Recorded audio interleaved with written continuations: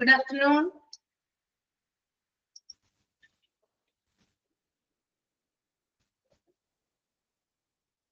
Good afternoon.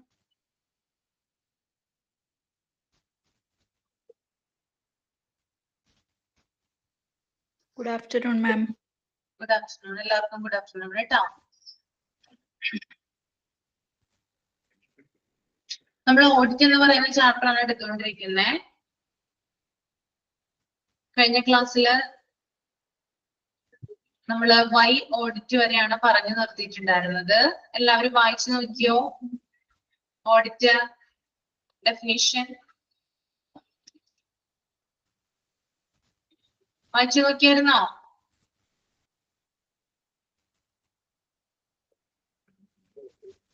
ഡൗട്ടോ കാര്യങ്ങളോ എന്തെങ്കിലും ഉണ്ടോ കഴിഞ്ഞ ക്ലാസ്സിൽ? ഇല്ലല്ലോ, മനസ്സിലായി? ഓക്കെ ഓക്കെ, ദെൻ നമുക്ക് ഇനി കണ്ടിന്യൂ ചെയ്യാം അല്ലെ?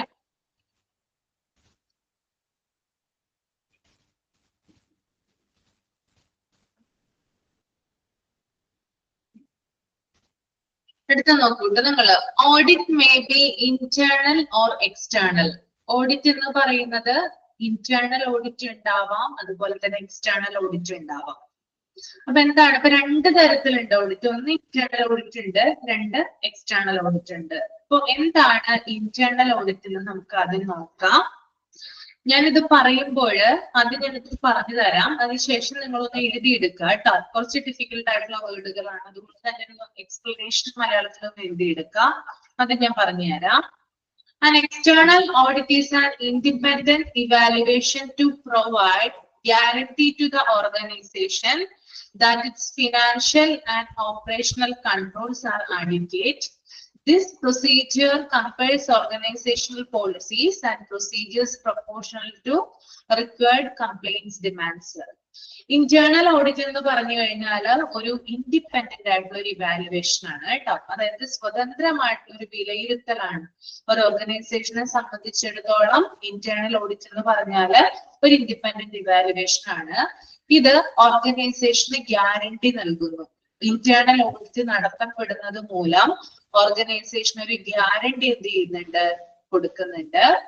അതുപോലെ തന്നെ ഒരു ഹോസ്പിറ്റലിന്റെ എല്ലാ തരത്തിലുള്ള പ്രവർത്തനങ്ങള്, ഫിനാൻഷ്യൽ ആയിട്ടുള്ള ഇടപാടുകള്, സാമ്പത്തിക ക്രയവിക്രയങ്ങൾ നമ്മൾ പറയും അല്ലെ, അതായത് ഫിനാൻഷ്യൽ ട്രാൻസാക്ഷൻസ്, ഇങ്ങനെയുള്ള കാര്യങ്ങളെ ഒക്കെ, അതായത് മൊത്തത്തില് ആ ഹോസ്പിറ്റലിന്റെ സാമ്പത്തികപരമായ കാര്യങ്ങള്, ആ ഹോസ്പിറ്റലിൽ പ്രവർത്തിക്കുന്ന കാര്യങ്ങളെല്ലാം തന്നെ ഇവാലുവേറ്റ് ചെയ്യുന്നതിനെയാണ് എന്ത് പറയുന്നത്, ഇന്റേണൽ ഓഡിറ്റ് എന്ന് പറയുന്നത് കേട്ടോ.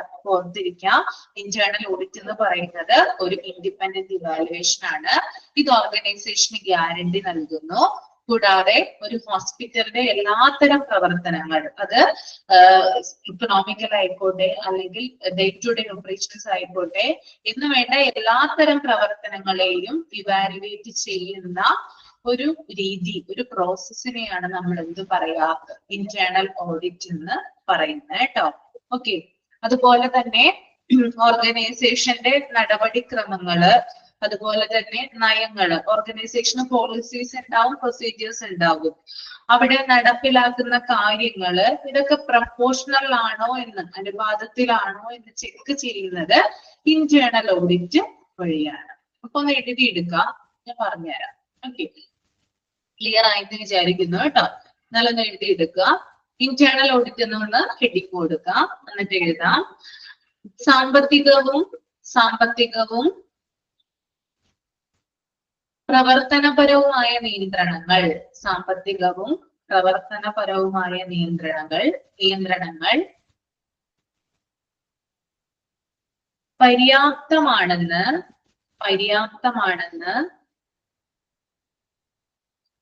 ഓർഗനൈസേഷന്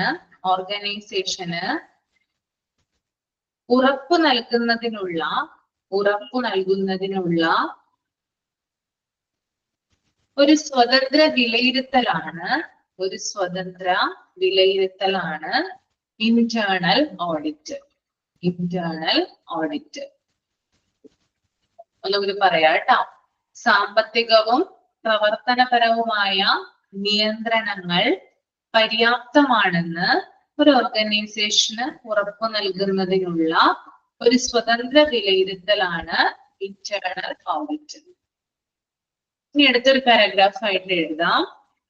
ഓർഗനൈസേഷൻ നയങ്ങളും പോളിസികൾ കേട്ടോ, നടപടിക്രമങ്ങളും പ്രൊസീജിയേഴ്സ്,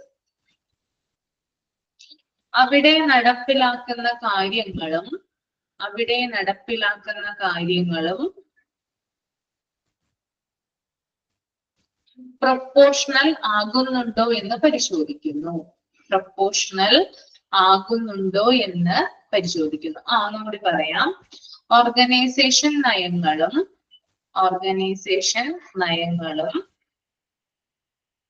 നടപടിക്രമങ്ങളും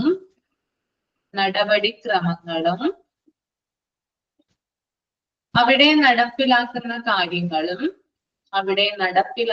കാര്യങ്ങളും പ്രൊപ്പോർഷണൽ, അതായത് അനുപാതത്തിലാണോ എന്ന് പരിശോധിക്കുന്നത് ഇന്റേണൽ ഓഡിറ്റ് വഴിയാണ്. ഓക്കെ, അപ്പൊ ഏകദേശം ഒരു ധാരണ കിട്ടിയെന്ന് വിചാരിക്കുന്നത് കേട്ടോ. അതായത് ഹോസ്പിറ്റലിലെ എല്ലാ തരത്തിലുള്ള സാമ്പത്തിക കാര്യങ്ങള്, അവിടെ നടക്കുന്ന ഡേ ടു ഡേ ഓപ്പറേഷൻസ്, ഇതൊക്കെ ഇവാലുവേറ്റ് ചെയ്യുന്ന ഒരു രീതിയെയാണെന്ന് പറയാം ഇന്റേണൽ ഓഡിറ്റ് എന്ന് പറയാം. ഇന്റേണൽ ഓഡിറ്റ് നടത്തുന്നത് ഹോസ്പിറ്റലിൽ തന്നെ അപ്പോയിന്റ് ചെയ്തിട്ടുള്ള റെപ്രസെന്റേറ്റീവ്സ് ആണ്. അതായത് ഹോസ്പിറ്റലിൽ ഇന്റേണൽ ഓഡിറ്റ് റെഡിയാക്കാൻ വേണ്ടിയിട്ട് ഒരു നിശ്ചിത ആൾക്കാരെ അപ്പോയിന്റ് ചെയ്തിട്ടുണ്ട്. അവരാണ് ഇന്റേണൽ ഓഡിറ്റ് പ്രിപ്പയർ ചെയ്യുക. ഹോസ്പിറ്റലിൽ തന്നെ പ്രവർത്തിക്കുന്ന സ്റ്റാഫുകളാണ് എന്ത് ചെയ്യുക, ഈ ഓഡിറ്റ് ക്രിയേറ്റ് ചെയ്യുന്നത്. ക്ലിയർ ആണോ? മനസ്സിലായോ? Okay.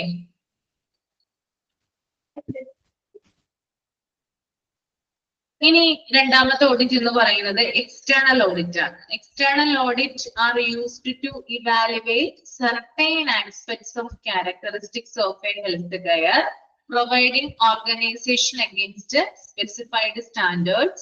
Accordingly, the implementation of an external audit needs an external standards and cooperation from beyond the hospital, and this distinguishes them from internal audits. എഴുതിയെടുത്തോളൂ കേട്ടോ, എന്താണ് എക്സ്റ്റേണൽ ഓഡിറ്റ് എന്ന് പറഞ്ഞുതരാം.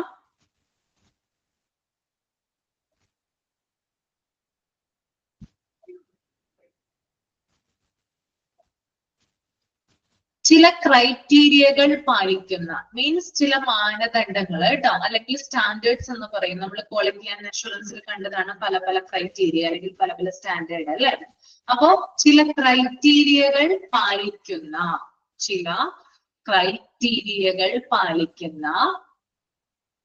ഒരു ആരോഗ്യ സംരക്ഷണ കേന്ദ്രത്തിന്റെ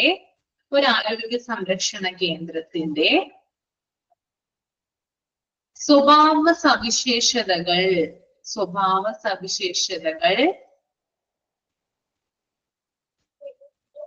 വിലയിരുത്തുന്നതാണ് എക്സ്റ്റേണൽ ഓഡിറ്റ്. External audit. എന്താ ഇവിടെ പറയുന്നേ? കഴിഞ്ഞെഴുതി. ചില ക്രൈറ്റീരിയകൾ പാലിക്കുന്ന ആരോഗ്യ സംരക്ഷണ കേന്ദ്രത്തിന്റെ സ്വഭാവ സവിശേഷതകൾ വിലയിരുത്തുന്നതാണ് എക്സ്റ്റേണൽ ഓഡിറ്റ്. ഓക്കെ, അതായത് ഹോസ്പിറ്റലുകൾ ധാരാളം ഉണ്ട് അല്ലെ. എല്ലാ ഹോസ്പിറ്റലുകളിലും പല പല ക്രൈറ്റീരിയാസ് ഫോളോ ചെയ്യുന്നുണ്ട്. അങ്ങനെയുള്ള ക്രൈറ്റീരിയാസ് അല്ലെങ്കിൽ അങ്ങനെയുള്ള ഹോസ്പിറ്റലിന്റെ ക്യാരക്ടറിസ്റ്റിക്സിനെ ഇവാലുവേറ്റ് ചെയ്യുന്നതാണ് എക്സ്റ്റേണൽ ഓഡിറ്റ് എന്ന് പറഞ്ഞു കഴിഞ്ഞാൽ കേട്ടോ. ഓക്കെ, ഒരു പ്രത്യേകത ഉള്ളതെന്ന് വെച്ചാൽ എക്സ്റ്റേണൽ ഓഡിറ്റ് നടത്തുന്നത് പുറത്തു നിന്നുള്ള ഒരാളാണ് കേട്ടോ, പ്രത്യേകം ഓർത്തിരിക്കുക. ഇന്റേണൽ ഓഡിറ്റ് എന്ന് പറഞ്ഞാൽ ഹോസ്പിറ്റലിന്റെ അകത്ത് തന്നെയുള്ള സ്റ്റാഫുകളാണ് അത് റെഡിയാക്കുക. എന്നാൽ എക്സ്റ്റേണൽ ഓഡിറ്റ് പുറത്തു നിന്നുള്ള ഒരാള് വന്നിട്ടാണ് എന്ത് ചെയ്യുക, ഇവാലുവേറ്റ് ചെയ്യുക. അതായത് ഹോസ്പിറ്റലിന്റെ ധാരാളം ക്യാരക്ടറിസ്റ്റിക്സ് ഉണ്ടല്ലോ, ഇതെന്ത് ചെയ്യും, പുറത്തു നിന്ന് ഒരാള് വന്ന് ഇവാലുവേറ്റ് ചെയ്തിട്ട് ഓഡിറ്റ് റിപ്പോർട്ട് തയ്യാറാക്കുന്നതാണ്. നമുക്കറിയാം, ഇപ്പൊ നിങ്ങൾ തന്നെ നമുക്കറിയാം, അത് നമ്മുടെ നാട്ടിലൊക്കെ കുടുംബശ്രീ പോലുള്ള സാധ്യത ഉണ്ടല്ലോ, അതായത് ഓർഗനൈസേഷൻസ് ഒക്കെ ഉണ്ട്. അപ്പൊ നിങ്ങൾ അതിനകത്ത് ചിലവരൊക്കെ അതിനകത്ത് ഉണ്ടാകാം. അപ്പൊ ആ ഒരു ഇതില് നമുക്കറിയാവുന്നതാണ്, വർഷാവർഷം ഓഡിറ്റ് നടത്തുന്നുണ്ട്. സാധാരണ കുടുംബശ്രീയിലെ അംഗങ്ങളാണ് എന്ത് ചെയ്യുക, കണക്കും കാര്യങ്ങളൊക്കെ നോക്കി ടോട്ടലായിട്ട് ഒരു എന്താ പറയുക ഫൈനലായിട്ട് റിപ്പോർട്ടും കാര്യങ്ങളൊക്കെ എഴുതി ബുക്കിലൊക്കെ സൂക്ഷിച്ചു വെക്കുക.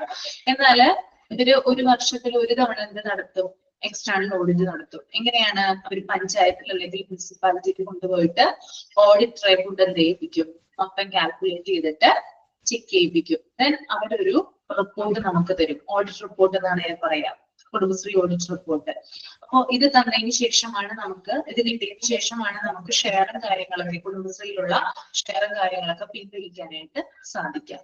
ഇപ്പൊ ഒരു ഹോസ്പിറ്റലിന്റെ ഇത് അനുസരിച്ച് പറയുകയാണെങ്കിൽ, ഒരു ഹോസ്പിറ്റൽ എക്സ്റ്റേണൽ ഓഡിറ്റ് നടത്തുന്നത് അവർക്ക് അതിനുള്ള പ്രോഫിറ്റ് ഉണ്ടാവാൻ വേണ്ടിയിട്ടുണ്ട്. കാരണം ഏതൊരു സ്ഥാപനമാണെങ്കിലും പുറത്തുനിന്ന് ഒരാൾ വന്ന് ഇവാലുവേറ്റ് ചെയ്താൽ മാത്രമേ അതിന് കറക്റ്റ് ആയിട്ട് ഒരു സ്കോർ കിട്ടുള്ളൂ, റിവാർഡ് കാര്യങ്ങളൊക്കെ നമുക്ക് കിട്ടുള്ളൂ. അപ്പോ ഈ ഒരു എക്സ്റ്റേണൽ ഓഡിറ്റ് എന്ന് പറഞ്ഞാല് നമ്മുടെ കാര്യങ്ങള് പുറത്തു നിന്നുള്ള ഒരാൾ വന്ന് ഇവാലുവേറ്റ് ചെയ്യുന്ന ഒരു പ്രോസസ് ആണത് എക്സ്റ്റേണൽ ഓഡിറ്റ്. രണ്ട് വ്യത്യാസങ്ങളാണുള്ളത്. ഇന്റേണൽ ഓഡിറ്റ് എന്ന് പറഞ്ഞാൽ ഹോസ്പിറ്റലിനുള്ളിലുള്ള പ്രതിനിധികൾ ചെയ്യുന്നു. എക്സ്റ്റേണൽ ഓഡിറ്റ് എന്ന് പറഞ്ഞാൽ മൂന്നാമതൊരാൾ, അതായത് പുറത്തുനിന്ന് ഒരാൾ വന്നിട്ടാണ് ഇവാലുവേറ്റ് ചെയ്യുന്നത്.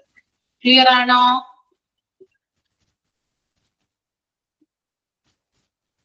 ഇന്റേണൽ ഓഡിറ്റ് എന്താണ്, എക്സ്റ്റേണൽ ഓഡിറ്റ് എന്താണെന്ന് ചോദിക്കാം. അതൊക്കെ അത് മാർക്ക് ചെയ്ത് വെക്കാം. ഇതൊക്കെ ഇമ്പോർട്ടന്റ് ആണ്.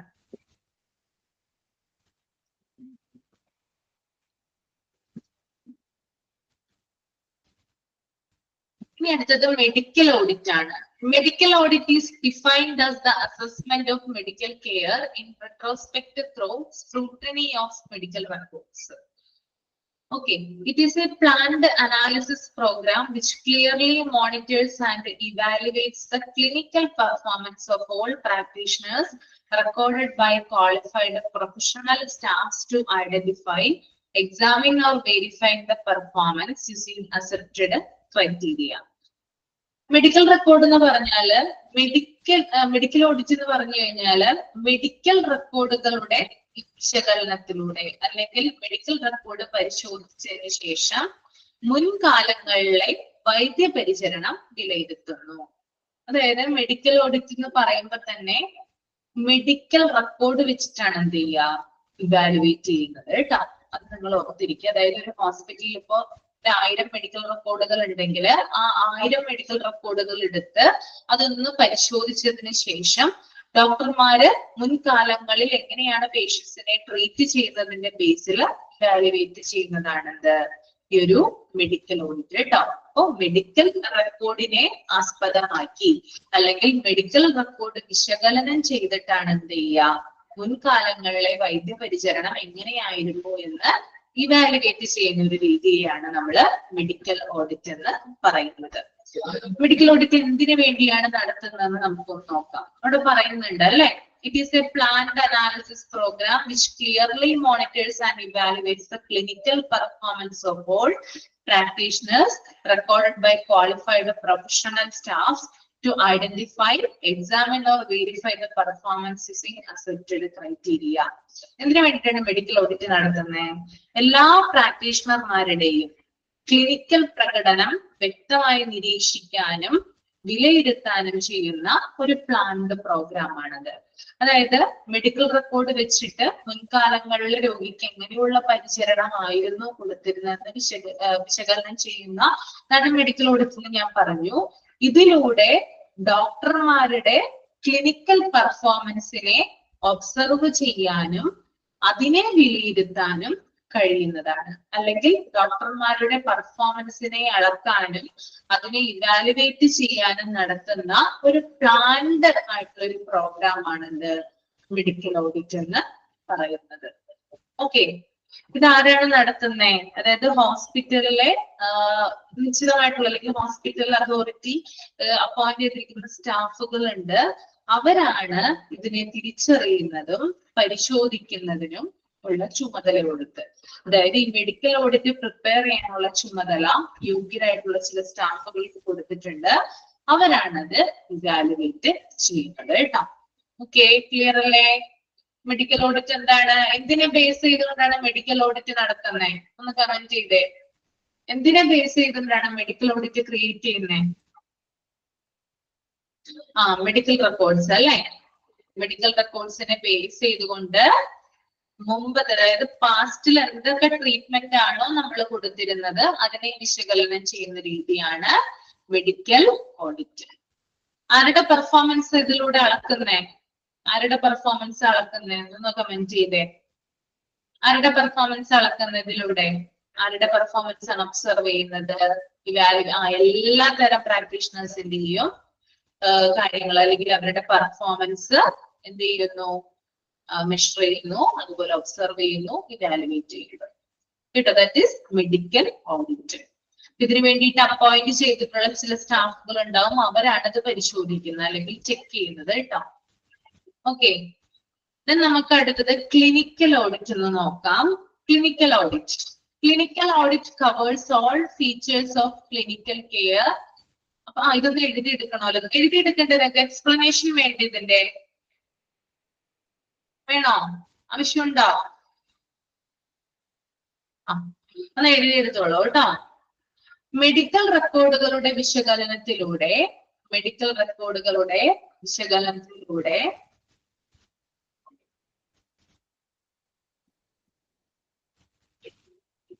മുൻകാലങ്ങളിലെ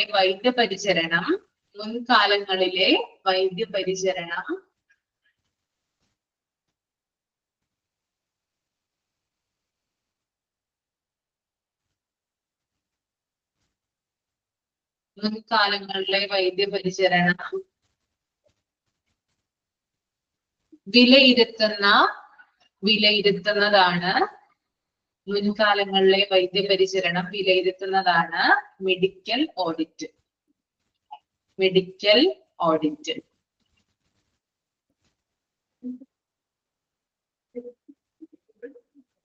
ഓക്കെ, അടുത്തെഴുതാം. എല്ലാ പ്രാക്ടീഷണർമാരുടെയും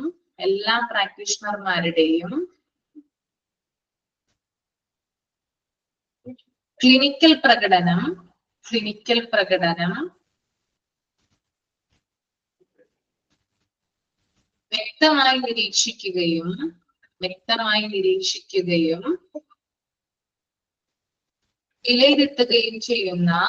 വിലയിരുത്തുകയും ചെയ്യുന്ന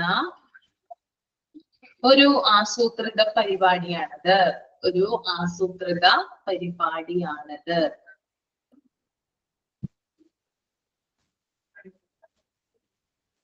ഓക്കെ, അത്ര മതി. പിന്നെ ലാസ്റ്റ് അറിയാം, നിങ്ങൾക്ക് ഇതിന് വേണ്ടിയിട്ട് നിയമിക്കുന്ന പ്രത്യേക സ്റ്റാഫുകൾ ഉണ്ട്, അവരാണ് മെഡിക്കൽ ഓഡിറ്റ് പ്രിപ്പയർ ചെയ്യുന്നത്. കേട്ടോ, എല്ലാ പ്രാക്ടീഷണർമാരുടെയും ക്ലിനിക്കൽ പ്രകടനം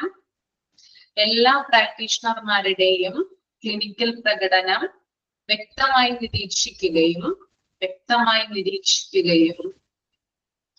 വിലയിരുത്തുകയും ചെയ്യുന്ന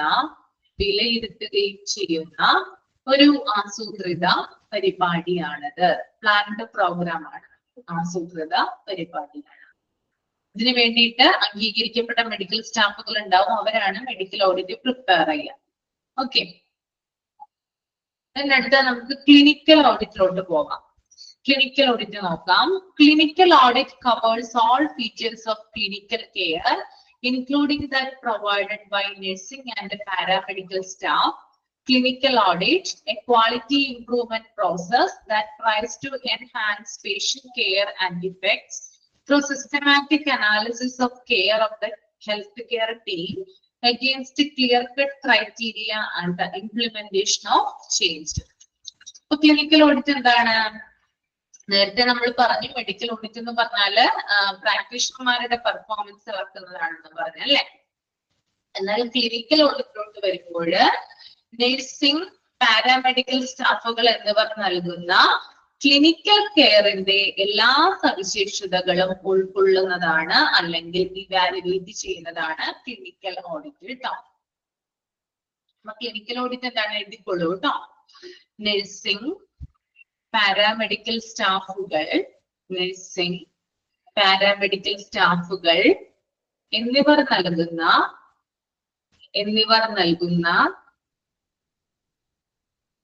ക്ലിനിക്കൽ കെയറിന്റെ എല്ലാ സവിശേഷതകളും ഉൾക്കൊള്ളുന്നതാണ് ക്ലിനിക്കൽ ഓഡിറ്റ്. ഓക്കെ.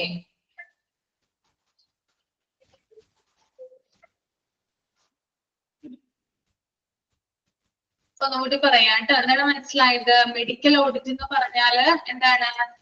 എല്ലാത്തരം പ്രാക്ടീഷണർമാരുടെയും പെർഫോമൻസ് ഇവാലുവേറ്റ് ചെയ്യുന്നു.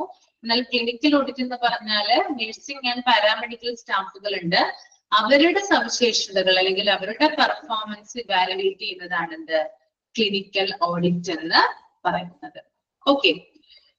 ഓക്കെ, ഇനി അവിടെ ഒരു ഇത് കൊടുത്തിട്ടുണ്ട്, clinical audit quality improvement process. ഇതൊരു ക്വാളിറ്റി ഇംപ്രൂവ്മെന്റ് പ്രോസസ് ആണ്. ഇത് എന്തിനു വേണ്ടിയിട്ടാണ്? അതായത് പേഷ്യന്റ് കെയറിനെ എൻഹാൻസ് ചെയ്യിപ്പിക്കുന്നതിനും സിസ്റ്റമാറ്റിക് അനാലിസിസിലൂടെ ഒരു ഓർഗനൈസേഷന്റെ കെയർ അത് എങ്ങനെയുള്ളതാകണം എന്ന് വിലയിരുത്തുന്ന ഒരു രീതിയാണെന്ത്? ക്ലിനിക്കൽ ഓഡിറ്റ് എന്ന് പറയുന്നത്. ക്ലിയർ ആയെന്ന് വിചാരിക്കുന്നു കേട്ടോ. ഓക്കെ. അടുത്തത് ഓർഗനൈസേഷണൽ ഓഡിറ്റ്. അപ്പൊ രണ്ടും തമ്മിലുള്ള വ്യത്യാസം നിങ്ങളോട് ചോദിക്കുക കേട്ടോ. അതായത് മെഡിക്കൽ ഓഡിറ്റ് എന്ന് പറഞ്ഞാൽ എല്ലാത്തരം പ്രാക്ടീഷണർമാരുടെ ഇവാലുവേഷൻ ആണ്. ക്ലിനിക്കൽ ഓഡിറ്റ് എന്ന് പറഞ്ഞാല് നഴ്സിംഗ് ആൻഡ് പാരാമെഡിക് സ്റ്റാഫുകളുടെ ഇവാലുവേഷൻ ആണ്. അത് ഓർത്തിരിക്കുക. രണ്ടും തമ്മിലുള്ള ഡിഫറൻസ് മനസ്സിലായോ നിങ്ങൾക്ക്? ഓക്കെ. അടുത്തത് ഓർഗനൈസേഷണൽ ഓഡിറ്റ് ആണ്. ഓർഗനൈസേഷണൽ ഓഡിറ്റ് നമുക്കൊന്ന് നോക്കാം. Organizational audit means investigation of practice like appointments, systems, policies, practices, standards which are considered as primarily administrative functions. എഴുതിയെടുത്തോളൂ കേട്ടോ. എന്താണ് ഓർഗനൈസേഷണൽ ഓഡിറ്റ് എന്ന് എഴുതിയെടുത്തോളൂ. ഓർഗനൈസേഷണൽ ഓഡിറ്റ് എന്നാൽ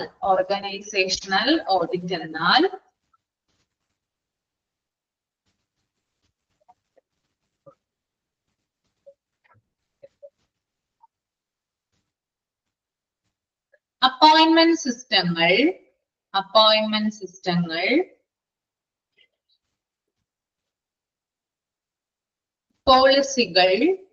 പോളിസികൾ,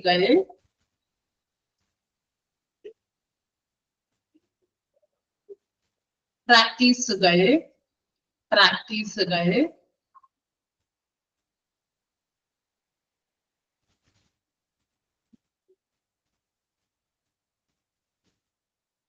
ഹോസ്പിറ്റലിന്റെ അഡ്മിനിസ്ട്രേറ്റീവ് ഫംഗ്ഷനുകൾ,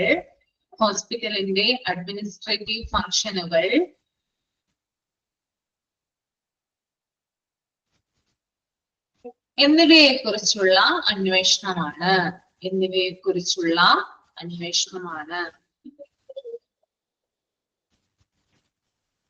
എന്താണ് ഓർഗനൈസേഷണൽ ഓഡിറ്റ്? ഒന്നുകൂടി പറയാം കേട്ടോ. ഓർഗനൈസേഷണൽ ഓഡിറ്റ് എന്നാൽ അപ്പോയിന്റ്മെന്റ് സിസ്റ്റങ്ങൾ, പോളിസികൾ, പ്രാക്ടീസുകൾ, ഹോസ്പിറ്റൽ അഡ്മിനിസ്ട്രേറ്റീവ് ഫംഗ്ഷനുകൾ എന്നിവയെ ഇവാലുവേറ്റ് ചെയ്യുന്ന അല്ലെങ്കിൽ അതിന്റെ ഒരു അന്വേഷണത്തിനെയാണ് നമ്മൾ എന്ത് പറയാ?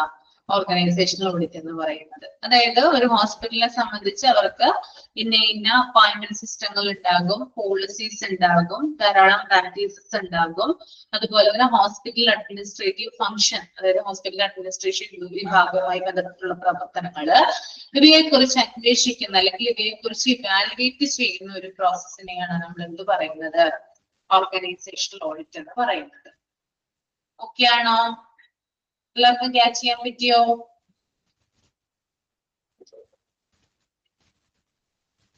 അപ്പൊ നമ്മളിപ്പോ കുറെ ടൈപ്പ് ഓഫ് ഓഡിറ്റ് പറഞ്ഞു. ഇന്റേണൽ ഓഡിറ്റ് പറഞ്ഞു, എക്സ്റ്റേണൽ ഓഡിറ്റ് പറഞ്ഞു, മെഡിക്കൽ ഓഡിറ്റ് പറഞ്ഞു, ക്ലിനിക്കൽ ഓഡിറ്റ് പറഞ്ഞു, ഓർഗനൈസേഷണൽ ഓഡിറ്റും പറഞ്ഞു. ഓർഗനൈസേഷണൽ ഓഡിറ്റ് എന്ന് പറയുന്നത് ഒരു ഹോസ്പിറ്റലിന്റെ തന്നെ അപ്പോയിന്റ്മെന്റ് സിസ്റ്റം ഉണ്ട്, അതുപോലെ തന്നെ പോളിസികൾ ഉണ്ട്, പ്രാക്ടീസസ് ഉണ്ട്, ഹോസ്പിറ്റൽ അഡ്മിനിസ്ട്രേറ്റീവ് ഫംഗ്ഷൻസ് ഉണ്ട്. ഇതിനെ കുറിച്ചിട്ടുള്ള ഒരു അന്വേഷണം അല്ലെങ്കിൽ ഇവാലുവേഷനെയാണ് നമ്മൾ ഓർഗനൈസേഷണൽ ഓഡിറ്റ് എന്ന് പറയുന്നത്. ഇത്രേ ഉള്ളൂ കേട്ടോ. ഇതിനകത്ത് ഇമ്പോർട്ടന്റ് ആയിട്ടുള്ളത് ഇന്റേണൽ ഓഡിറ്റ് ഇമ്പോർട്ടന്റ് ആണ്, എക്സ്റ്റേണൽ ഓഡിറ്റ് ഇമ്പോർട്ടന്റ് ആണ്, മെഡിക്കൽ ഓഡിറ്റ്, ക്ലിനിക്കൽ ഓഡിറ്റ്, അതുപോലെ തന്നെ ഓർഗനൈസേഷണൽ ഓഡിറ്റ് ഒക്കെ ഇമ്പോർട്ടന്റ് ആണ്. പ്രീവിയസ് ക്വസ്റ്റ്യൻസ് ചോദിച്ചിട്ടുള്ളതാണ് ഇതൊക്കെ കേട്ടോ. അതൊക്കെ ഒന്ന് മാർക്ക് ചെയ്ത് പോവാം. ഓക്കെ.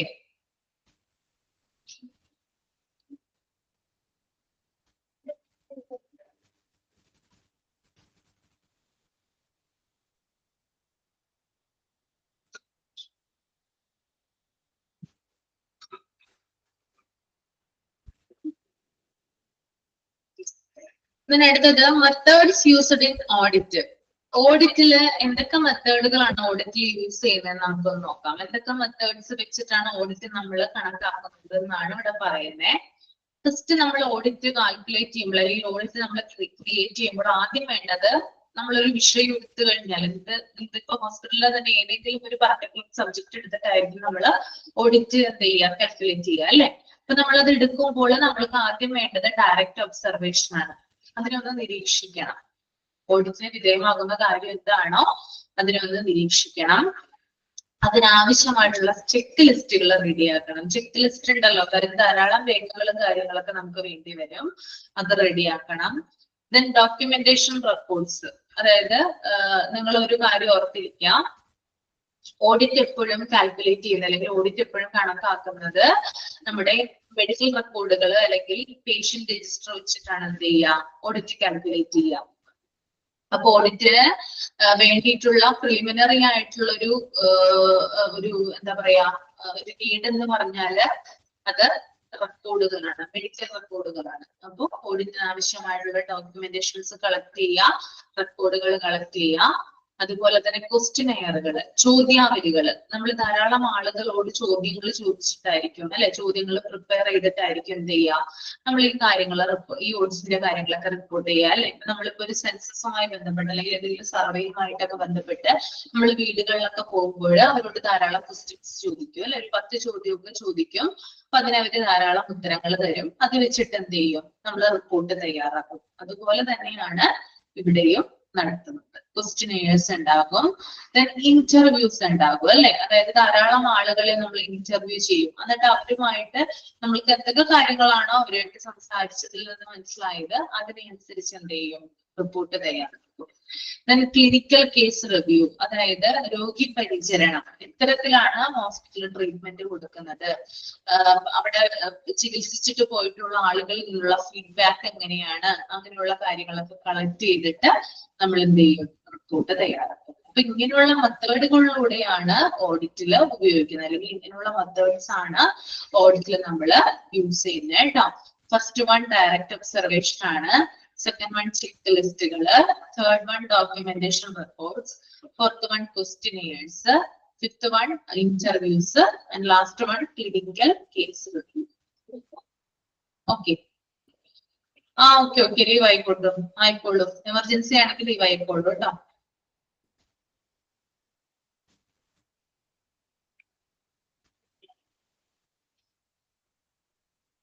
ഇപ്പൊ എന്തൊക്കെ മെത്തേഡുകളാണ് അത് ചോദിക്കാം. ഇത് ഡയറക്റ്റ് ആയിട്ടാണ് ക്വസ്റ്റ്യൻ വരെ, ഇൻഡയറക്റ്റ് ആയിട്ട് ഇതിന്റെ എക്സ്പ്ലനേഷൻ ഒന്നും ചോദിക്കില്ല. എന്തൊക്കെ മെത്തേഡുകളാണ് എന്തൊക്കെ മെത്തേഡ്സ് ആണ് നമ്മൾ ഓഡിറ്റിന് വേണ്ടി യൂസ് ചെയ്യുന്നത് ചോദിച്ചു കഴിഞ്ഞാല് താഴെ ചിലപ്പോൾ ഡയറക്റ്റ് ഒബ്സർവേഷൻ വരാം, ചെക്ക് ലിസ്റ്റുകൾ വരാം, ഡോക്യുമെന്റേഷൻ വരാം. അപ്പൊ നിങ്ങളത് അറിഞ്ഞിരിക്കുക എന്തൊക്കെ മെത്തേഡുകളാണ് യൂസ് ചെയ്യുന്നത് കേട്ടോ. അങ്ങനെയാണ് ക്വസ്റ്റ്യൻ വരിക. ഓപ്ഷൻസ് പിന്നെ അത് കൊടുത്തിരിക്കുന്ന കാര്യങ്ങൾ ഓപ്ഷൻസിൽ ഉണ്ടാവും. എന്നിട്ട് ചിലപ്പോൾ ഓൾ ഓഫ് ദ എബോവ് കൊടുക്കാം. അപ്പൊ അതൊന്നും അറിഞ്ഞിരിക്കുക. ദെൻ നമുക്ക് അടുത്തത് ടൈപ്സ് ഓഫ് ക്ലിനിക്കൽ ഓഡിറ്റ് എന്ന് നോക്കാം എന്താണെന്ന് കേട്ടോ. ടൈപ്സ് ഓഫ് ക്ലിനിക്കൽ ഓഡിറ്റില് 2 തരം ക്ലിനിക്കൽ ഓഡിറ്റുകൾ ഉണ്ട്. ഒന്ന് കൺകറന്റ് ഓഡിറ്റ് ആണ്, മറ്റൊന്ന് റെട്രോസ്പെക്റ്റീവ് ഓഡിറ്റ് ആണ്. അപ്പൊ നമുക്ക് നോക്കാം എന്താണ് കൺകറന്റ് ഓഡിറ്റ്, എന്താണ് റെട്രോസ്പെക്റ്റീവ് ഓഡിറ്റ് എന്ന് കേട്ടോ. അപ്പൊ ഒന്ന് ഞാൻ പറയുന്നത് ഒന്ന് എഴുതിയെടുക്കുക കേട്ടോ. കൺകറന്റ് ഓഡിറ്റ് ആണ് ആദ്യം പറയുന്നത്. Care is assist at the time it is taking speed. അതിന്റെ മലയാളം എഴുതിയെടുക്കാം. പരിചരണം അത് നടക്കുന്ന സമയത്ത് വിലയിരുത്തപ്പെടുന്നു. പരിചരണം അത് നടക്കുന്ന സമയത്ത് വിലയിരുത്തപ്പെടുന്നു.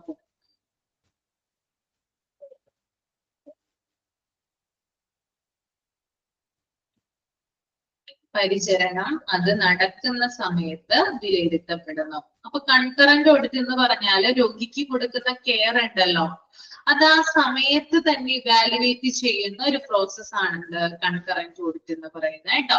ഇപ്പൊ രോഗി വന്ന് ചികിത്സക്കായിട്ട് രോഗി വരികയാണ്, ആ സമയത്ത് തന്നെ എന്ത് ചെയ്യാണ്, നമ്മള് കാര്യങ്ങൾ ഇവാലുവേറ്റ് ചെയ്യുന്നതിനെയാണ് എന്ത് പറയുന്നത്, കൺകറന്റ് ഓഡിറ്റ് എന്ന് പറയുന്നത്. ഓക്കെ, ആ ഒരു നിശ്ചിത ടൈം പീരീഡിൽ ഇവാലുവേറ്റ് ചെയ്യുന്നതിനെയാണ് കൺകറന്റ് ഓഡിറ്റ് എന്ന് പറയാം. Then അടുത്തത് റെട്രോസ്പെക്റ്റീവ് ഓഡിറ്റ് ആണ് കേട്ടോ. റെട്രോസ്പെക്റ്റീവ് ഓഡിറ്റ് എന്ന് പറഞ്ഞു കഴിഞ്ഞാൽ care is rated after it has been completed through records.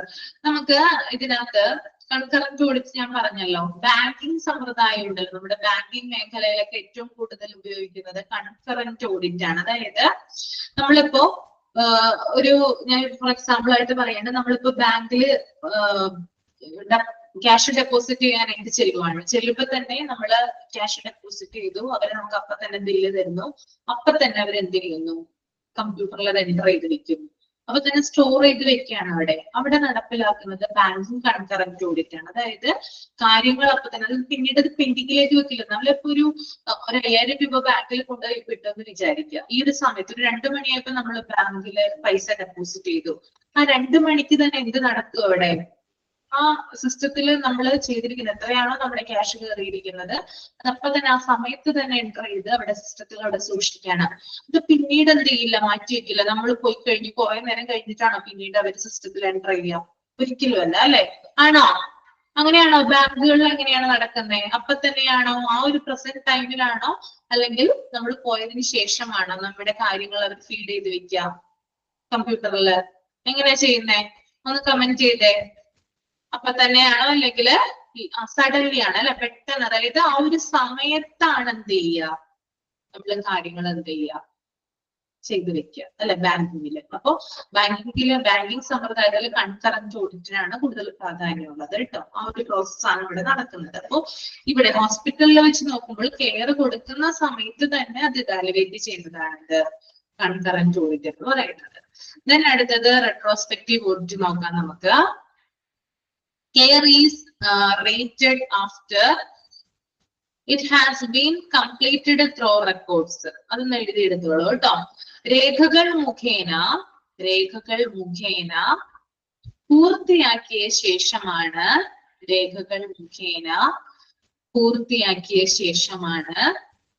പരിചരണം വിലയിരുത്തുന്നത്. രേഖകൾ മുഖേന പൂർത്തിയാക്കിയ ശേഷമാണ് പരിചരണം വിലയിരുത്തുന്നത്. ഇവിടെ നോക്കി നിങ്ങള്, മെഡിക്കൽ റെക്കോർഡ് കംപ്ലീറ്റ് ആയതിനു ശേഷമാണ് ഇവിടെ കെയർ ഇവാലുവേറ്റ് ചെയ്യുന്നത്. മറ്റേത് നമ്മൾ പറഞ്ഞു എന്താണ്, കൺകറന്റ് ഓഡിറ്റ് സഡൻ, അതായത് ആ ഒരു സമയത്താണ് എന്ത് ചെയ്യുക, അതായത് കെയർ കൊടുക്കുന്ന സമയത്ത് തന്നെ ഇവാലുവേറ്റ് ചെയ്യുന്നു. എന്നാൽ ഇവിടെ കെയർ കൊടുത്തതിന് ശേഷം റെക്കോർഡ്സ് ഒക്കെ പൂർത്തിയാക്കിയതിന് ശേഷമാണ് എന്ത് ചെയ്യുക, പരിചരണം ഇവാലുവേറ്റ് ചെയ്യുന്നത്, അല്ലെങ്കിൽ കെയർ ഇവാലുവേറ്റ് ചെയ്യുന്നത് കേട്ടോ. ഇപ്പൊ ഏറ്റവും കൂടുതൽ നമ്മുടെ റെട്രോസ്പെക്റ്റീവ് ഓഡിറ്റുകളാണ് ഹോസ്പിറ്റലിൽ ഏറ്റവും കൂടുതൽ നടപ്പിലാക്കുന്നത് കേട്ടോ. റെട്രോസ്പെക്റ്റീവ് ഓഡിറ്റ് ആണ്. കാരണം എല്ലാ മെഡിക്കൽ റെക്കോർഡ്സും പഠന വിധേയമാക്കിയതിനു ശേഷമാണ് അവിടെ ഇവാലുവേറ്റ് ചെയ്യുന്നത്. ഓക്കെ, ബാങ്കിങ് പോലെയല്ല, കുറച്ച് എന്താ പറയാ, സമയം എടുത്തിട്ടാണ് ഓരോ കാര്യങ്ങളും ചെയ്ത് നമുക്കത് കംപ്ലീറ്റ് ആക്കി തരാം. അപ്പൊ നമുക്ക് റെട്രോസ്പെക്റ്റീവ് ഓഡിറ്റ് എക്സാമ്പിൾ ആയിട്ട് പറയാൻ വേണമെങ്കിൽ ഇൻഷുറൻസ്, അതായത് രോഗിക്ക് ഇൻഷുറൻസ് കവറേജ് ഉണ്ടെങ്കിൽ രോഗിയുടെ ആവശ്യമായിട്ടുള്ള രേഖകളൊക്കെ ഹാജരാക്കിയതിനു ശേഷം എന്ത് ചെയ്യുള്ളൂ, ക്ലെയിം അവര് അനുവദിച്ചു തരുള്ളൂ. പെട്ടെന്ന് തന്നെ എന്ത് ചെയ്യില്ല, നമുക്ക് തരില്ല, അല്ലെ? നമ്മൾ എന്ത് ചെയ്യണം, നമ്മുടെ ആവശ്യമായിട്ടുള്ള രേഖകൾ അവിടെ സബ്മിറ്റ് ചെയ്യണം. അതിലൊരു കാലയളവ് ഉണ്ടാകും. ആ ഒരു ടൈമിനുള്ളിലാണ് നമുക്ക് ഇൻഷുറൻസിന്റെ ക്ലെയിം കിട്ടുക.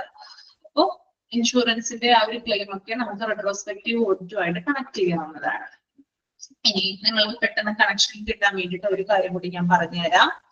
അതായത് ഒരു പേഷ്യന്റ് ഒരു ഹോസ്പിറ്റലിൽ അഡ്മിറ്റ് ആവുമ്പോൾ അവിടെ ഓഡിറ്റ് എങ്ങനെയാണ് കണക്കാക്കുന്നത്? ഒന്ന് പേഷ്യന്റിന്റെ റെക്കോർഡ്സ് വെച്ചിട്ട്, മെഡിക്കൽ റെക്കോർഡ് വെച്ചിട്ട്, രണ്ട് പേഷ്യന്റിന്റെ രജിസ്റ്റർ വെച്ചിട്ടാണ് ഓഡിറ്റ് അവിടെ കാൽക്കുലേറ്റ് ചെയ്യുന്നത്. കാൽക്കുലേറ്റ് ചെയ്യുന്നതിന് പല പ്രോസസ്സുകളുണ്ട്. പേഷ്യന്റ് അവിടെ അഡ്മിറ്റ് ആയി കഴിയുമ്പോൾ നമ്മൾ പഠിച്ചതാണ് ഫ്രണ്ട് ഓഫീസില്, പേഷ്യന്റ് ഒരു നിശ്ചിത തുക, ഒരു എമൗണ്ട് അവിടെ ഡെപ്പോസിറ്റ് ചെയ്യും, അല്ലെ?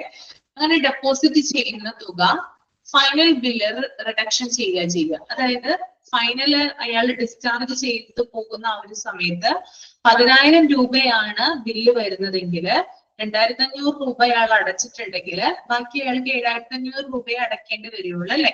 ആ സമയത്ത് ഓഡിറ്റ് അവിടെ കാൽക്കുലേറ്റ് ചെയ്യുന്നുണ്ട് ഹോസ്പിറ്റലില്. ദെൻ ഡിസ്ചാർജ് ആയി പോകുന്ന ഒരു പേഷ്യന്റ് ആണെങ്കിൽ എന്തായാലും അയാൾ പോകുമ്പോൾ അയാളുടെ കയ്യിൽ ധാരാളം മരുന്നുകൾ ഉണ്ടാവും. ഇങ്ങനെ മരുന്നുകൾ ഇയാൾ കൊണ്ടുപോകുമ്പോൾ, അതായത് ഹൈ ഡോസ് ആയിട്ടുള്ള മരുന്നുകൾ അല്ലെങ്കിൽ വില കൂടിയ മരുന്നുകളൊക്കെ ധാരാളം ആളുകൾ കൊണ്ടുപോകും. നമുക്കറിയാം ജീവിതശൈലി രോഗങ്ങളുമായി ബന്ധപ്പെട്ടിട്ടൊക്കെ ധാരാളം മരുന്നുകൾ എന്ത് ചെയ്യുന്നുണ്ട്, ഇവിടെ ഹോസ്പിറ്റലുകൾ കൊടുക്കുന്നുണ്ട്. അപ്പൊ ഹൈ ഡോസ് ആയിട്ടുള്ള മരുന്നുകൾ അല്ലെങ്കിൽ വില കൂടിയ മരുന്നുകളൊക്കെ ആയിരിക്കും. ഇപ്പൊ ഒരു മാസത്തേക്കൊക്കെ ആയിരിക്കും ചിലപ്പോൾ രോഗിക്ക് മരുന്ന് കൊടുക്കുക. ഒരു മാസത്തേക്കുള്ള മരുന്നിന് ചിലപ്പോൾ 50,000 70,000 ഒക്കെ രൂപയൊക്കെ വരാം. ചിലപ്പോൾ ചില സന്ദർഭങ്ങളിൽ ആ മരുന്നുകൾ അവിടെ സ്റ്റോക്ക് ഉണ്ടാവില്ല. ഇങ്ങനെ വില കൂടിയ മരുന്നുകളൊക്കെ ആണെങ്കിൽ ഹോസ്പിറ്റലിൽ ചിലപ്പോൾ സ്റ്റോക്ക് ഉണ്ടാവണമെന്നില്ല. പേഷ്യന്റിന്റെ ആവശ്യത്തിനനുസരിച്ചിട്ടാണ് എന്ത് ചെയ്യുക, ഇത് ഓർഡർ ചെയ്ത് വരുത്തിക്കുന്നത്. ആ ഒരു സമയത്ത് അതായത് അതായത് അവിടെ സ്റ്റോറേജ് ഇല്ലാത്ത അല്ലെങ്കിൽ അവിടെ സ്റ്റോർ ചെയ്യാത്ത മരുന്നുകള് മറ്റ് കമ്പനികളിൽ നിന്നും ഇമ്പോർട്ട് ചെയ്യുമ്പോൾ അവിടെ വില കൂടിയ മരുന്നുകളാണെങ്കിൽ അവിടെ ഓഡിറ്റ് കാൽക്കുലേറ്റ് ചെയ്യുന്നുണ്ട്. കാരണം എന്താണ്, പുറത്തു നിന്നാണ് ഇത് കൊണ്ടുവരുന്നത്, ഈ മരുന്ന് കൊണ്ടുവരുന്നത് അല്ലെ. അപ്പൊ അവിടെ ഓഡിറ്റിന്റെ ആവശ്യം വരുന്നുണ്ട്. ഓക്കെ, അപ്പൊ ഇത്തരത്തിലുള്ള പല സ്റ്റേജുകളിലും അല്ലെങ്കിൽ പേഷ്യന്റുമായി ബന്ധപ്പെട്ട് ഓരോ പ്രോസസ്സിലും എന്ത് നടക്കുന്നുണ്ട്, ഓഡിറ്റ് കാൽക്കുലേറ്റ് ചെയ്യുന്നുണ്ട്. ഇനി വേറൊരു കാര്യം പറയാം. അതായത് ഞാനിപ്പോ അഡ്മിറ്റ് ആയി ഒരു ഫിക്സഡ് എമൗണ്ട് അവിടെ ഡെപ്പോസിറ്റ് ചെയ്തൊരു പേഷ്യന്റിന്റെ കാര്യമാണ് പറയുന്നത്.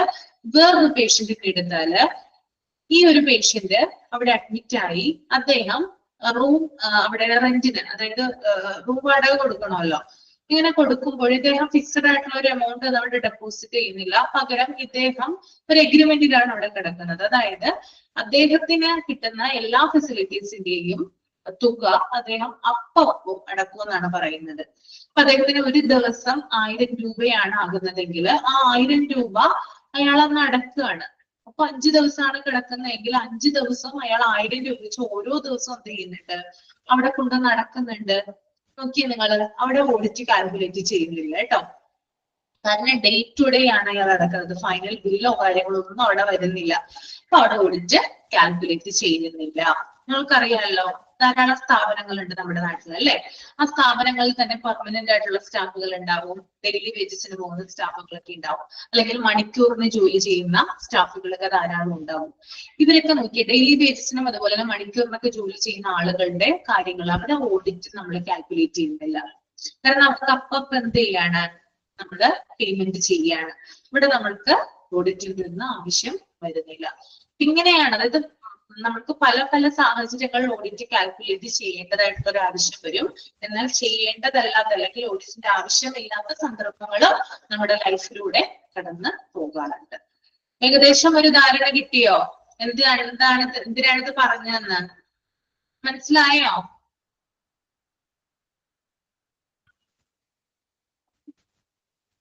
ഓക്കെ,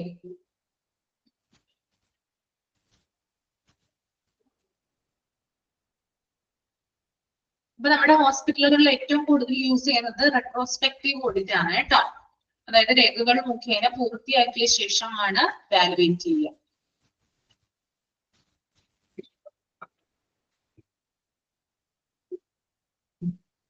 അടുത്തത് പർപ്പസ് ഓഫ് ക്ലിനിക്കൽ ഓഡിറ്റ് ആണ്. ക്ലിനിക്കൽ ഓഡിറ്റിന്റെ പർപ്പസ്, ഉദ്ദേശം എന്താണെന്നാണ് ചോദിക്കുന്നത് കേട്ടോ. അപ്പൊ കുറച്ച് കാര്യങ്ങൾ ഇവിടെ പറയുന്നുണ്ട്.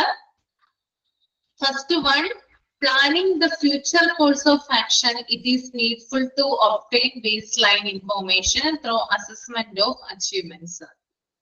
അതായത് ഭാവി പ്രവർത്തനം ആസൂത്രണം ചെയ്യുന്നതിന് വേണ്ടിയിട്ട്, ഒരു ഹോസ്പിറ്റലിന്റെ ഫ്യൂച്ചർ പ്ലാനിങ്ങിന് വേണ്ടിയിട്ട്, അതുപോലെ തന്നെ നേട്ടങ്ങള്, ആ ഹോസ്പിറ്റലിലെ ഭാവിയിൽ ഉണ്ടാകുന്ന നേട്ടങ്ങള് വിലയിരുത്തുന്നതിന് വേണ്ടിയിട്ട് ക്ലിനിക്കൽ ഓഡിറ്റുകളുടെ ഉദ്ദേശം അല്ലെങ്കിൽ അവരുടെ ഒരു ലക്ഷ്യമായിട്ട് വരുന്നതാണ്. എന്താണ്?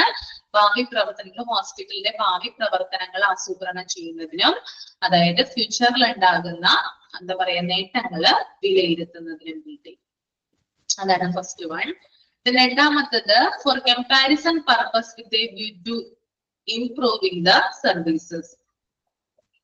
സേവനങ്ങൾ മെച്ചപ്പെടുത്തുക എന്ന ലക്ഷ്യത്തോടു കൂടി ഹോസ്പിറ്റലിൻ്റെതായിട്ടുള്ള സേവനങ്ങൾ ഉണ്ടാകും, അത് മെച്ചപ്പെടുത്തുക എന്ന ലക്ഷ്യത്തോടു കൂടി.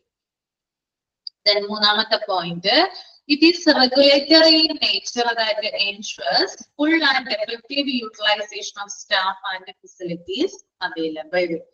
അതുപോലെ തന്നെ ജീവനക്കാരുടെ പൂർണ്ണവും ഫലപ്രദവുമായ വിനിയോഗത്തിന് വേണ്ടിയിട്ട്, അതായത് സ്റ്റാഫുകളെ ആവശ്യത്തില് അധികം അല്ലെങ്കിൽ ആവശ്യത്തിനനുസരിച്ച് സ്റ്റാഫുകളെ വിനിയോഗിക്കുന്നതിന് അല്ലെങ്കിൽ യൂട്ടിലൈസേഷന് വേണ്ടിയിട്ട്.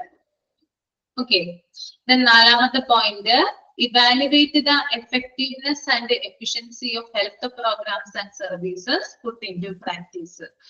നിലവിലെ പ്രകടനം വിവരിക്കാനും അതുപോലെ തന്നെ അളക്കുന്നതിനും വേണ്ടിയിട്ട്. ഓക്കെ, അതായത് എത്രമാത്രമാണ് എഫിഷ്യൻസി ഉള്ളത് അല്ലെങ്കിൽ എത്രമാത്രമാണ് അവിടെ എഫക്റ്റീവ്നെസ് ഉള്ളതെന്ന് അളക്കാൻ വേണ്ടിയിട്ട്. Okay, next one, narrate and measure present performance. നിലവിലെ പെർഫോമൻസ് അളക്കാൻ, അതല്ലെങ്കിൽ അത് നറേറ്റ് ചെയ്യുന്നതിന് വേണ്ടിയിട്ട്. Help developing obvious standards. വ്യക്തമായ മാനദണ്ഡങ്ങൾ വികസിപ്പിക്കുന്നതിന് വേണ്ടിയിട്ട്. കേട്ടോ, വ്യക്തമായ മാനദണ്ഡങ്ങൾ വികസിപ്പിക്കുന്നതിന് വേണ്ടിയിട്ട്. Recommends what requires to be change. എന്താണ് മാറ്റേണ്ടതെന്ന് ശുപാർശ ചെയ്യാൻ. നമ്മൾ ഇങ്ങനെയുള്ള കാര്യങ്ങൾ ഓഡിറ്റ് ഒക്കെ നമ്മൾ നടത്തുമ്പോൾ ചില കാര്യങ്ങളിൽ നമുക്ക് മാറ്റങ്ങൾ വരുത്തേണ്ടി വരും. അപ്പൊ ആ മാറ്റങ്ങൾ എന്താണെന്ന് ഐഡന്റിഫൈ ചെയ്യാൻ വേണ്ടിയിട്ട്. Then help to mobilize resources for change. അതുപോലെ തന്നെ മാറ്റത്തിനായിട്ട് പല കാര്യങ്ങളും കളക്ട് ചെയ്യാനായിട്ട്. നമ്മൾക്ക് ഇപ്പൊ ഞാൻ പറഞ്ഞു ചിലപ്പോൾ മാറ്റം വേണ്ടി വരാന്ന് അല്ലെ, വെറുതെ മാറ്റാനായിട്ട് നമുക്ക് പറ്റില്ല. മാറ്റങ്ങൾ നമുക്ക് വേണമെങ്കിൽ ചില കാര്യങ്ങൾ നമുക്ക് എന്ത് ചെയ്യണം, കളക്ട് ചെയ്യേണ്ടതുണ്ട്. അപ്പൊ അതിന് വേണ്ടിയിട്ട്. Then appraises the past and modify the present process. അതുപോലെ തന്നെ പാസ്റ്റിനെ വിലയിരുത്തുകയും ഇപ്പോഴത്തെ കാര്യങ്ങള് പ്രക്രിയ പരിഷ്കരിക്കുന്നതിന് വേണ്ടിയിട്ട്, അതായത് മുമ്പ് നടന്ന കാര്യങ്ങളെ ഇവാലുവേറ്റ് ചെയ്യാനും പുതിയ കാര്യങ്ങൾ മോഡിഫൈ ചെയ്യുന്നതിന് വേണ്ടിയിട്ടും ക്ലിനിക്കൽ ഓഡിറ്റുകൾ ഉപയോഗിക്കും. അപ്പോ ഇത് നമുക്ക് ജസ്റ്റ് ഒന്ന് വായിച്ചു മാത്രം പോയാൽ മതി, ഇതിന് ക്വസ്റ്റ്യൻ ഒന്നും വരില്ല. ജസ്റ്റ് ഒന്ന് മനസ്സിലാക്കാൻ വേണ്ടി മാത്രം എന്തൊക്കെയാണ് ക്ലിനിക്കൽ ഓഡിറ്റിന്റെ പർപ്പസ് എന്ന്. കേട്ടോ, ക്ലിയർ ആണോ?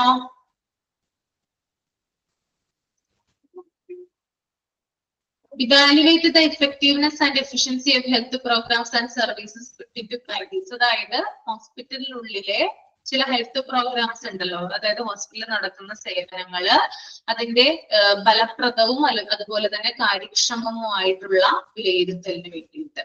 ഓക്കെ, ലാസ്റ്റ് അതായത് appraises the past and modify the present process. അതായത് കഴിഞ്ഞ കാര്യങ്ങളിൽ കൊടുത്ത പരിചരണങ്ങളെ വിലയിരുത്തുന്നു, വേണമെങ്കിൽ അത് എന്താ പറയാ ഒന്നുകൂടി മോഡിഫൈ ചെയ്യുന്നു. അതായത് മാറ്റങ്ങൾ എന്തെങ്കിലും ആവശ്യമാണെങ്കിൽ ഒന്നുകൂടി മോഡിഫൈ ചെയ്യുന്നതാണ് ഇത് ലാസ്റ്റ് പോയിന്റ്. കേട്ടോ, പാസ്റ്റിനെ വിലയിരുത്തിയിട്ട് ആവശ്യമെങ്കിൽ മോഡിഫൈ ചെയ്യും. ഓക്കെ, അപ്പൊ എത്രയുമാണ്. Help to mobilise resource for change എന്ന് പറഞ്ഞാല് മാറ്റം കൊണ്ടുവരണമെങ്കിൽ നമുക്ക് ചില കാര്യങ്ങൾ ആവശ്യമുണ്ട്, നമ്മൾ കളക്ട് ചെയ്യണം. That is help to mobilize resource for change. കേട്ടോ, ഓക്കെ. ജീവനക്കാരുടെയും പൂർണ്ണവും ഫലപ്രദവുമായ വിനിയോഗം, അതാണ് മൂന്നാമത്തെ പോയിന്റ്. അതായത് ഒരു ഹോസ്പിറ്റലിൽ സ്റ്റാഫുകളെ നമ്മൾ വേണ്ട രീതിയിൽ ഉപയോഗിച്ചാൽ മാത്രമാണ് എന്ത് ചെയ്യാം, നല്ല രീതിയിൽ അവര് എന്താ പറയാ അവരുടെ ആ ഒരു ജോലി നന്നായിട്ട് നടക്കുക അല്ലെ, അല്ലെങ്കിൽ ആ സ്റ്റാഫിന് ആ ഒരു ഹോസ്പിറ്റൽ പ്രവർത്തനം നന്നായിട്ട് പോവുക. അപ്പോ സ്റ്റാഫുകളെ വേണ്ട രീതിയിൽ ഉപയോഗിക്കാനാണ് അവിടെ പറയുന്നത്. ഓക്കെ, നെക്സ്റ്റ് നോക്കിയാൽ നിങ്ങള് pre request for clinical audit. അതിനകത്ത് മെഡിക്കൽ ഓഡിറ്റ് കമ്മിറ്റി വരുന്നുണ്ട്. Hospital administration or chairman, officer in charge, member secretary, heads of department, different departments members. അതായത് മെഡിക്കൽ ഓഡിറ്റ് കമ്മിറ്റിയിൽ ആരൊക്കെയാണ് മെമ്പേഴ്സ് ആയിട്ട് വരിക എന്ന് നമുക്ക് നോക്കാം. ഒരു ഹോസ്പിറ്റൽ എന്തായാലും ഒരു മെഡിക്കൽ ഓഡിറ്റ് കമ്മിറ്റി ഉണ്ടാകും.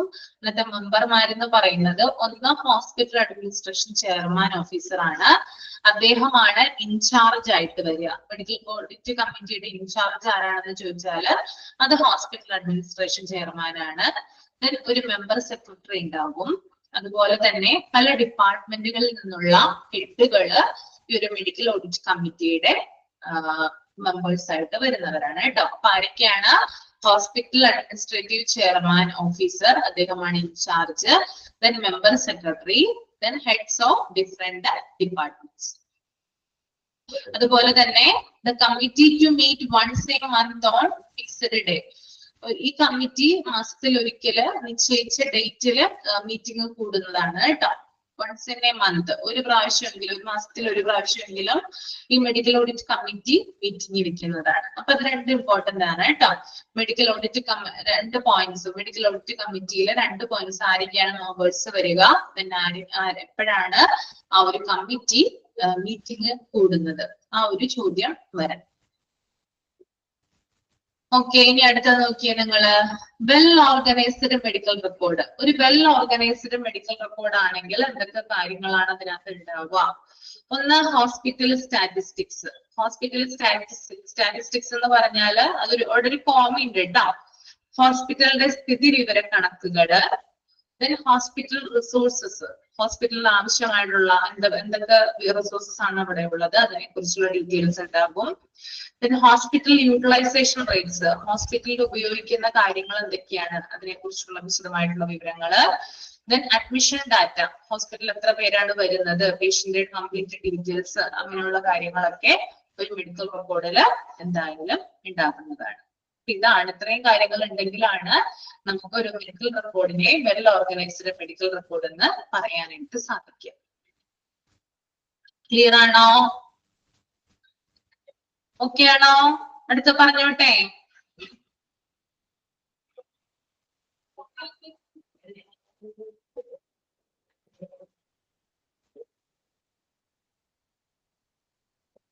ഇനി നമുക്ക് നോക്കാം സ്റ്റേജസ് ഓഫ് ക്ലിനിക്കൽ ഓഡിറ്റ്. എന്തൊക്കെ സ്റ്റേജസ് ആണ് ഒരു ക്ലിനിക്കൽ ഓഡിറ്റിനുള്ളതെന്ന് കേട്ടോ.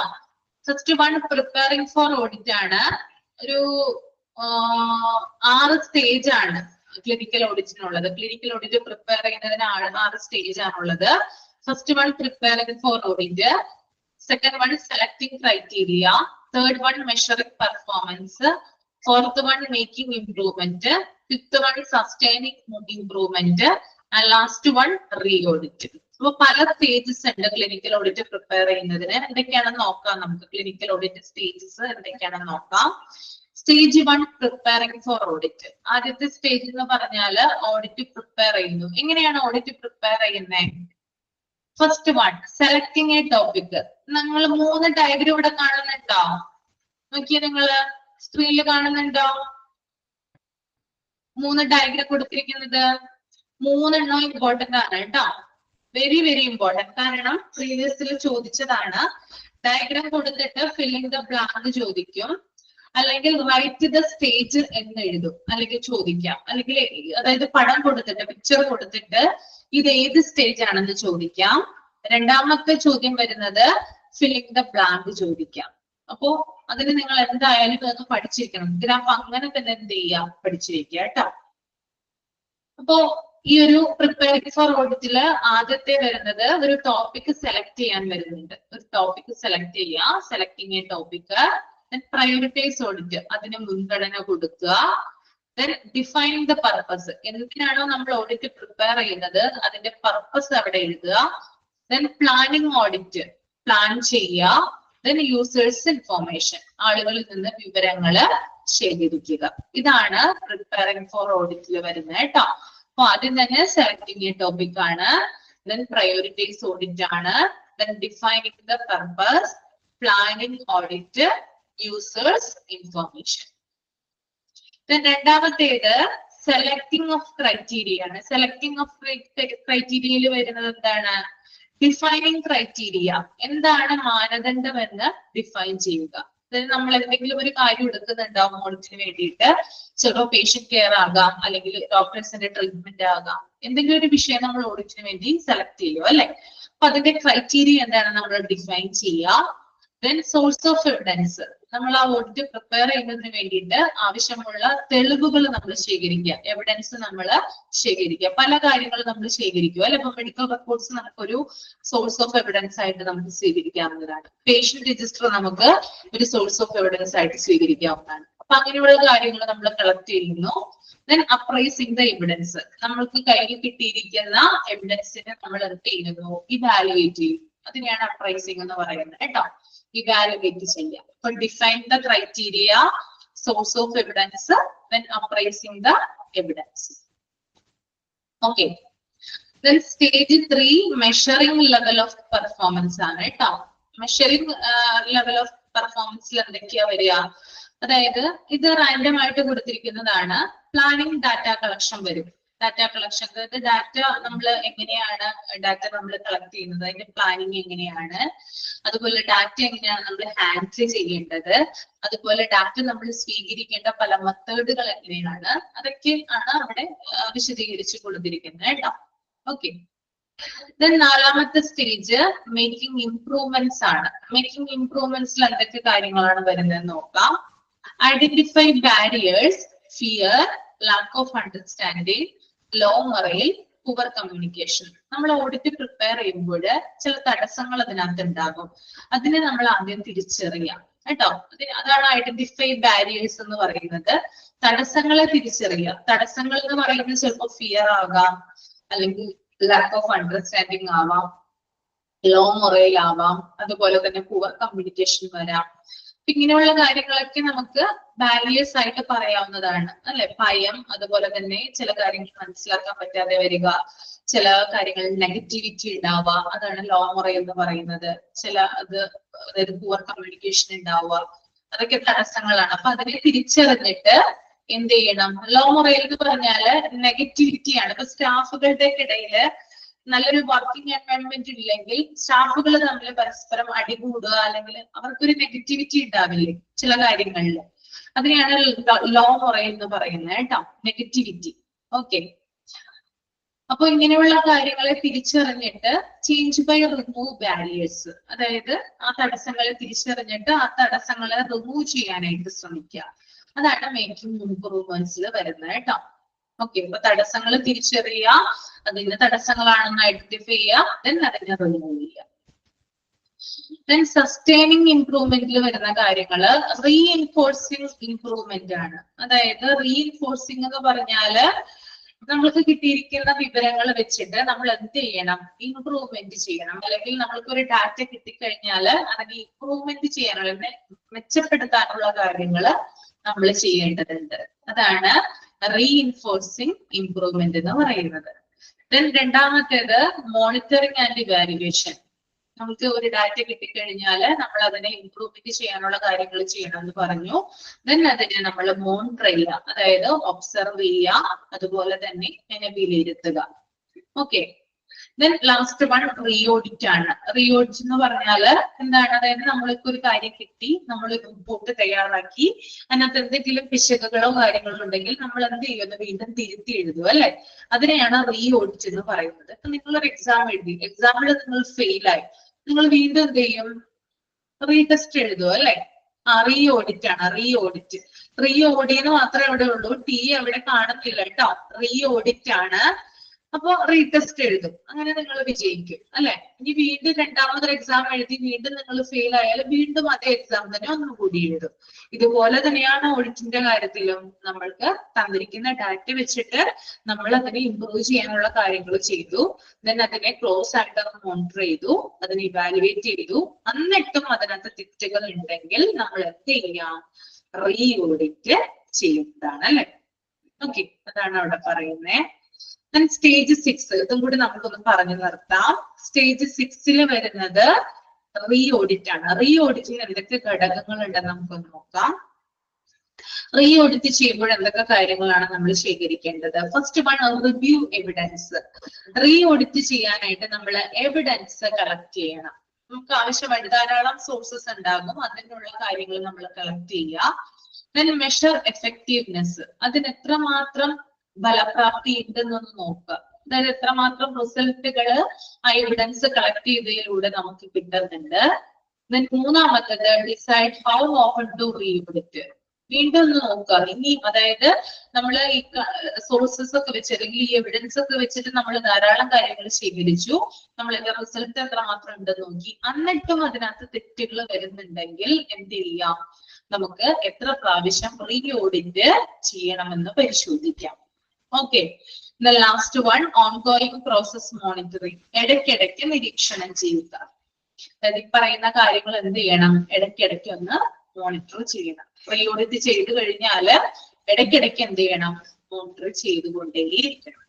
ഓക്കെ, അപ്പോ റീ ഓഡിറ്റിൽ വരുന്നതിനകത്ത് ഇമ്പോർട്ടന്റ് ആയിട്ടുള്ളത് റീ ഓഡിറ്റ് ആണ് കേട്ടോ. ആ 3 ഗ്രാഫ് കഴിഞ്ഞാൽ നിങ്ങൾ പിന്നീട് സ്ട്രെസ് കൊടുത്ത് പഠിക്കേണ്ടത് റീ ഓഡിറ്റിന്റെ പോയിന്റ്സുകളാണ് കേട്ടോ. റീ ഓഡിറ്റില് റിവ്യൂ എവിഡൻസ് വരാം, മെഷർ എഫക്റ്റീവ്നെസ് വരാം, decide how often to re audit, then ongoing process monitoring. Clear ആണോ?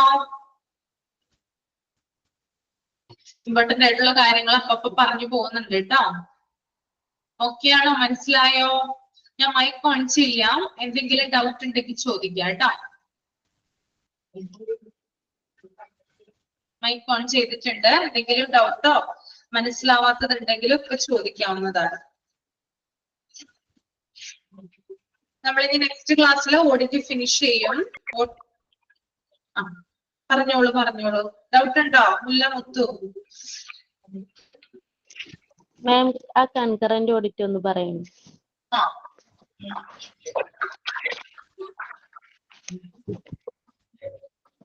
കൺകറന്റ് ഓഡിറ്റ് എന്ന് പറഞ്ഞാലേ പരിചരണം കൊടുക്കുന്ന സമയത്ത് ഇവാലുവേറ്റ് ചെയ്യുന്ന ഒരു പ്രോസസ് ആണ് ഇത് കൺകറന്റ് ഓഡിറ്റ്. ഇപ്പൊ ഒരു പേഷ്യന്റ് വന്നു, ആ പേഷ്യന്റിന് നമ്മൾ കെയർ കൊടുക്കുകയാണ്, അതപ്പൊ തന്നെ ഇവാലുവേറ്റ് ചെയ്യുന്ന ഒരു രീതിയെയാണ് കൺകറന്റ് ഓഡിറ്റ് എന്ന് പറയുന്നത്.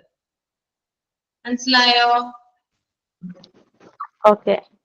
ബാങ്കിങ് സിസ്റ്റത്തിലൊക്കെ നമ്മൾ കൺകറന്റ് ഓഡിറ്റ് ആണ് നടപ്പിലാക്കുന്നത് കേട്ടോ. അതായത് നമ്മളൊരു പൈസ കൊണ്ട് എടുത്തു കഴിഞ്ഞാൽ അപ്പൊ തന്നെ ഒരു സഡൻലി എന്ത് ചെയ്യാണ്, അത് സിസ്റ്റത്തിൽ അപ്ഡേറ്റ് ചെയ്യും, നമുക്ക് അതിന്റെ റിസൾട്ട് തന്നെ തരും അല്ലെ. ഇത് പിന്നത്തേക്ക് മാറ്റി വെക്കില്ല, പിറ്റേ ദിവസം പോകേണ്ട അവസ്ഥ ഉണ്ടായിട്ടുണ്ടോ? ഒരിക്കലും ഇല്ല അല്ലെ, അപ്പൊ തന്നെ തരും. ഒരു 3 മണിക്കാണ് നമ്മൾ ക്യാഷ് ഡെപ്പോസിറ്റ് ചെയ്തെങ്കിൽ ഒരു 3:02 ആകുമ്പോഴത്തേനും എന്ത് ചെയ്യും, ഒരു റെസിപ്റ്റ് തരും, സിസ്റ്റത്തില് എൻറ്റർ ചെയ്യുകയും ചെയ്യും. അത്രയേ ഉള്ളൂ. അത്രയും ഫാസ്റ്റ് ആയിട്ടാണ് ആ ഒരു ഓഡിറ്റ് വാല്യുവേഷൻ നടക്കുന്നത്. ഓക്കെ, പക്ഷെ നമ്മുടെ ഹോസ്പിറ്റലുകൾ ഏറ്റവും കൂടുതൽ ഉപയോഗിക്കുന്നത് റിട്രോസ്പെക്റ്റീവ് ഓഡിറ്റ് ആണ്. കാരണം മെഡിക്കൽ റെക്കോർഡുകൾ വിശകലനം ചെയ്ത് അല്ലെങ്കിൽ രേഖകളൊക്കെ പൂർത്തിയാക്കിയതിനു ശേഷമാണ് ഒരു ഫൈനൽ ഇവാലുവേഷൻ അവിടെ നടത്തുന്നത് കേട്ടോ. ഓക്കെ, വേറെ എന്തെങ്കിലും ഡൗട്ട് ഉണ്ടോ?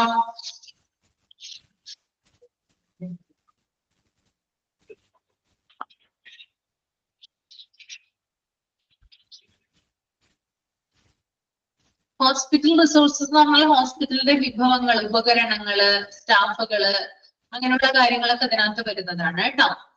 ഓക്കെ, ഇന്റേണൽ എക്സ്റ്റേണൽ എന്ന് പറഞ്ഞാല്, ഇന്റേണൽ ഓഡിറ്റ് എന്ന് പറഞ്ഞാൽ ഒരു ഹോസ്പിറ്റലിന്റെ പ്രവർത്തനങ്ങള്, സാമ്പത്തിക ക്രയവിക്രയങ്ങള്, ഇതൊക്കെ ഇവാലുവേറ്റ് ചെയ്യുന്നതിനെയാണ് എക്സ്റ്റേണൽ ഓഡിറ്റ് എന്ന് പറയുന്നത്. എക്സ്റ്റേണൽ ഓഡിറ്റ് നടത്തുന്നത് ഹോസ്പിറ്റലിന്റെ തന്നെ പ്രതിനിധികളായിരിക്കും. ഇന്റേണൽ ഓഡിറ്റ് കേട്ടോ. ദെൻ എക്സ്റ്റേണൽ ഓഡിറ്റ് എന്ന് പറഞ്ഞാൽ ഇതേപോലെ തന്നെ, അതായത് ഒരു ഹോസ്പിറ്റലിന്റെ ക്യാരക്ടറിസ്റ്റിക്സ് ഇവാലുവേറ്റ് ചെയ്യുന്നു. പക്ഷെ ഇതിനകത്തുള്ള വ്യത്യാസം എന്ന് പറഞ്ഞാല് പുറത്തു നിന്നുള്ള ആളുകളാണ് എന്ത് ചെയ്യുക, ഇത് വന്ന് ഇവാലുവേറ്റ് ചെയ്യുക. അതാണ് രണ്ടും തമ്മിലുള്ള വ്യത്യാസം. ഓക്കെ,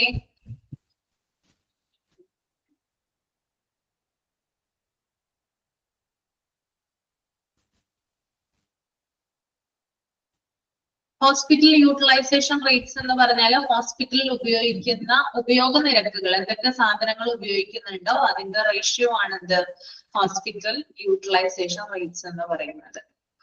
അതായത് ഈ ഒരു കംപ്ലീറ്റ് ആയിട്ടുള്ള മെഡിക്കൽ റെക്കോർഡിനെ ബേസ് ചെയ്തുകൊണ്ടാണ് ഇതിന്റെ ഇവാലുവേഷൻ നടത്തുന്നത്. ഒരു ഹോസ്പിറ്റലിന്റെ പ്രവർത്തനങ്ങളെ കുറിച്ചിട്ടുള്ള കംപ്ലീറ്റ് ആയിട്ടുള്ള ഒരു ഇവാലുവേഷൻ ആണ് ഓഡിറ്റ് എന്ന് പറയുന്നത്.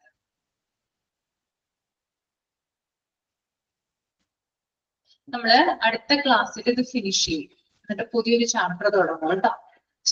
ഞാൻ എടുക്കുന്നതിൽ വെച്ചിട്ട് ഏറ്റവും ചെറിയ ചാപ്റ്റർ ആണ് ഓഡിറ്റ് എന്ന് പറയുന്ന ചാപ്റ്റർ. പക്ഷെ കുറച്ച് കൂടുതൽ സയന്റിഫിക് ആയിട്ടുള്ള വേർഡുകളും കാര്യങ്ങളൊക്കെ വരുന്നതുകൊണ്ട് കുറച്ച് ബുദ്ധിമുട്ടാണ്. എന്നിരുന്നാലും മലയാളം എക്സ്പ്ലനേഷൻസ് ഒക്കെ തന്നിട്ടുണ്ട്, അതൊക്കെ ഒന്ന് വായിക്കുക. വീണ്ടും വീണ്ടും റിപ്പീറ്റ് ചെയ്ത് വായിക്കാം, എന്നാലേ നമുക്കിത് നന്നായിട്ട് പഠിക്കാനായിട്ട് സാധിക്കുള്ളൂ കേട്ടോ. ഓക്കെ, നന്നായിട്ട് വായിക്കുക ഈ ഒരു ചാപ്റ്റർ.